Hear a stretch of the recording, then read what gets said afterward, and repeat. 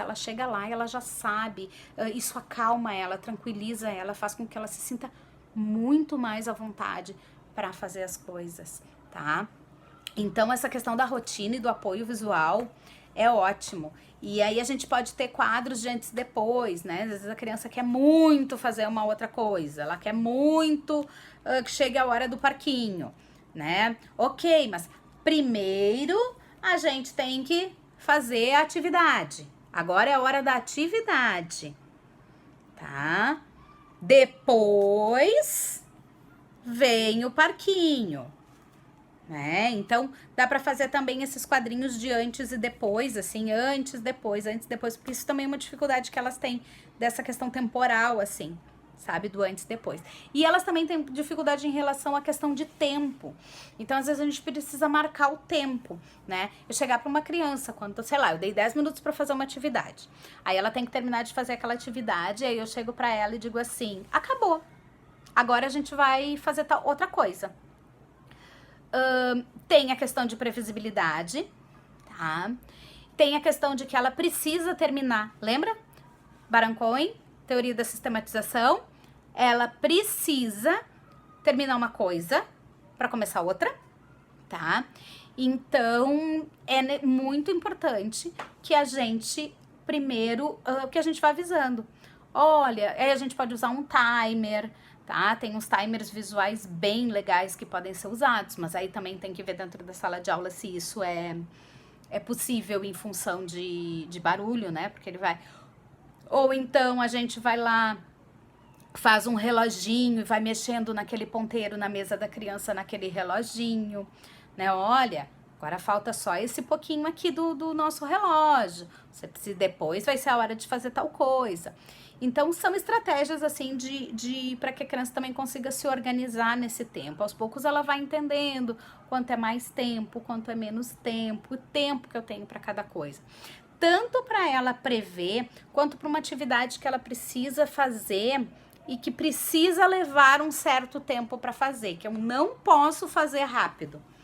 Então, por exemplo, agora eu tô indo para casa, porque é um exemplo de casa que é bem básico, assim, dessa questão de tempo.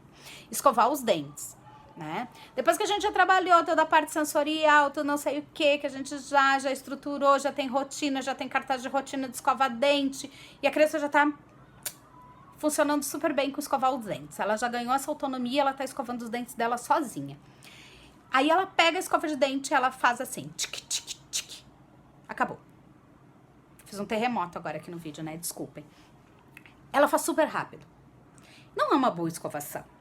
Ela cumpriu todos os passos que tinham. Ela escovou os dentes dos dois lados, ela escovou os dentes de baixo, ela escovou os dentes de cima, ela escovou os dentes da frente.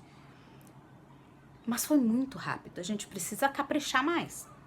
Então, aí aqui eu posso usar a questão de timer ou de tempo, tá? Olha, você precisa ficar tanto tempo escovando os dentes. Você só pode parar de escovar os dentes quando o timer tocar. Tá? E uma outra dica legal é uma escova de dente que tem no mercado, que ela acende uma luzinha no cabo e ela começa a piscar. Então, se você escova o dente, né? E essa escova de dente é mágica, as crianças acham muito interessante, assim. Talvez é um recurso bacana. Pega a escova de dente, né? Aperta no botão, ela liga ali aquela luzinha e a criança tem que ficar escovando os dentes até a luz apagar. É um tempo bem bacana e dá toda essa questão aí da criança se organizar, tá? Em relação ao tempo. E aí, então, a gente tem uma questão bem importante, que é essa integração, né, da escola com a família e os terapeutas, tá? Esse tripé precisa existir, precisa acontecer, precisa estar junto, todo mundo, para que funcione, né? Porque não adianta a escola pensar uma coisa, os terapeutas estarem fazendo outra coisa e a família agir de uma terceira forma, tá? É muito importante essa comunicação, é muito importante estar todo mundo unido em prol do desenvolvimento dessa criança, tá?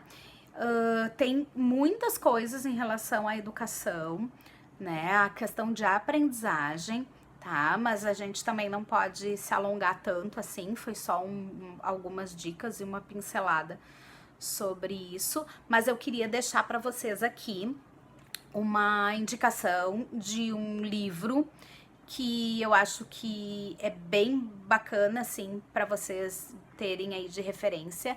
E ele é rapidinho e tá aqui, ó, o nome dele é esse aqui, tá? Ó, Autismo e Inclusão, do Eugênio Cunha, tá? Ele é um livrinho bem fininho, ó, bem fininho, tá?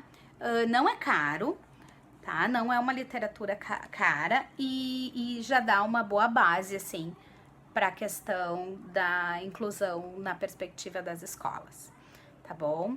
E escolas capacitem seus professores. Professores busquem conhecimento mais ainda, sabe? Porque vocês têm um desafio muito grande nas mãos e vocês são pessoas que vão fazer muita diferença na vida de todas as crianças que passarem por vocês, né? Vocês têm uma responsabilidade muito grande, né? São os professores, eu também sou professora, são nós professores que né, a gente forma pessoas, a gente forma todas as outras profissões, né? A gente forma todos os seres humanos que vão estar nesse mundão aí. Então é muito importante, muito, muito, muito que vocês procurem, pesquisem, tá? Cobrem das escolas, para que as escolas forneçam, ajudem vocês, né? Dando capacitação e coisas assim, e corram atrás, porque quando a gente escolhe ser professora, a gente escolhe isso normalmente porque a gente quer transformar vidas, né? E fazer isso pelo outro, né? O professor é aquele ser humano que tira o olhar todinho dele e foca o olhar todinho no aluno, em cada aluno. Então, se capacitem, porque é muito importante, tá?